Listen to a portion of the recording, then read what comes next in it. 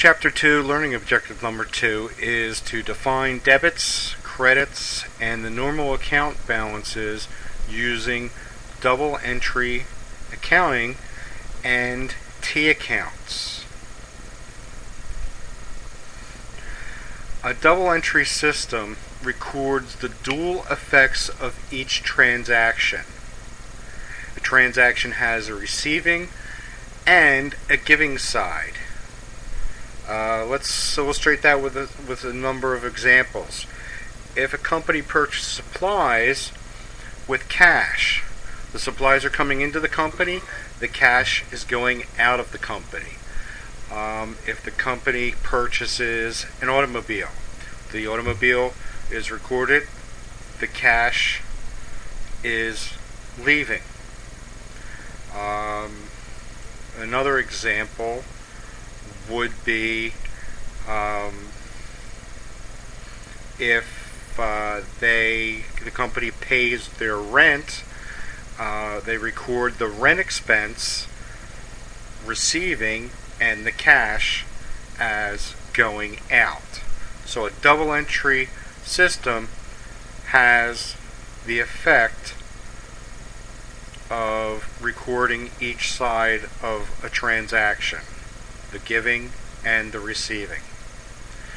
A T account. Maybe you've heard of these before.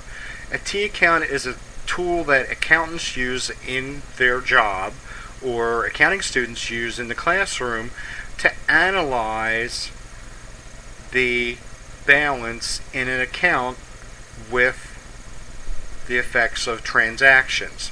So what we have on top is the account name. On the left side, we call the left side of the account the debit side. We abbreviate that DR, like doctor is abbreviated. And we call the right side the credit side. We abbreviate that CR. Okay? So the T account is simply a visual aid for the student or the accountant to see how an account is affected by a transaction. Left side is debit, right side is credit. So instead of saying left side, we just call it the debit side, and for the right side, we call that the credit side. Okay? Increases and decreases in accounts. Whether an account is increased by a debit or a credit is determined by the account type, or the category, as I call them.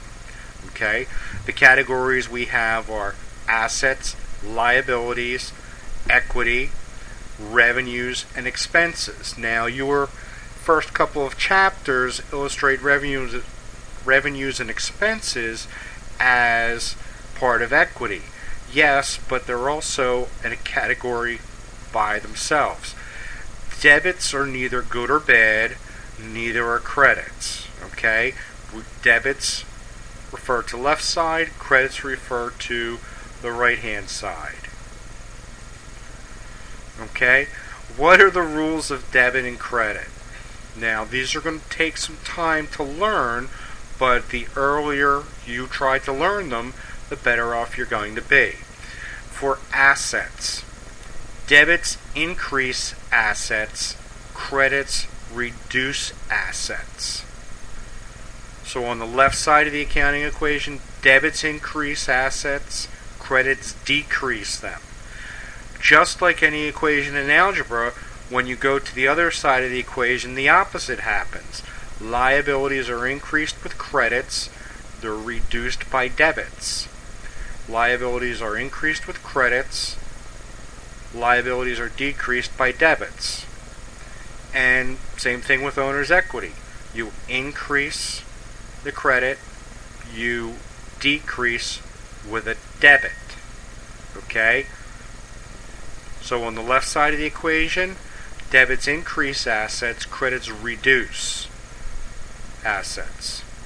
On the right side of the equation, credits increase both the liabilities and owner's equity, debits reduce both the liabilities and owner's equity. Whatever side you increase the category with, that's the normal balance.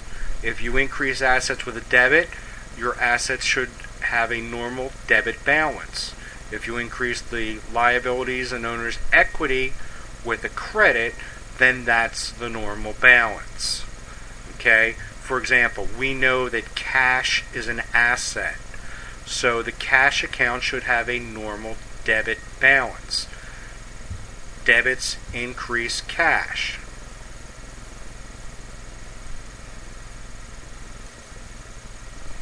Okay? So, expanding the debit and credit rules for revenue and expenses. As I said, your textbook puts the revenues and expenses under owner's capital, but really they're categories unto themselves, as you will see in this chapter and later. Okay? So, rules of debits and credits under owner's capital. Withdrawals are increased with debits. Expenses are increased with debits. Credits reduce both the withdrawals and the credits. Okay? Credits reduce both the withdrawal and the expenses. On the other side, revenues are increased with a credit, revenues are decreased with a debit. Okay? One of the things we're missing here on this slide is, what about an investment made by the owner? An investment made by the owner would increase with a credit. So revenues and investments increase with a credit. Okay, we reduce them with debits. On the other side, withdrawals and expenses are both increased with debits. Withdrawals and expenses are reduced by credits. So, again, what's the normal balance for owner's equity accounts? It's whatever you need to do to increase the account. Okay? The owner's capital is normally a credit balance. Withdrawals are debited. Revenues are credited. Expenses are debited. Investments are credited. Okay? So the formula for owner's capital illustrated here at the top, you've got owner's capital minus withdrawals plus revenues minus expenses will give you the owner's capital ending balance.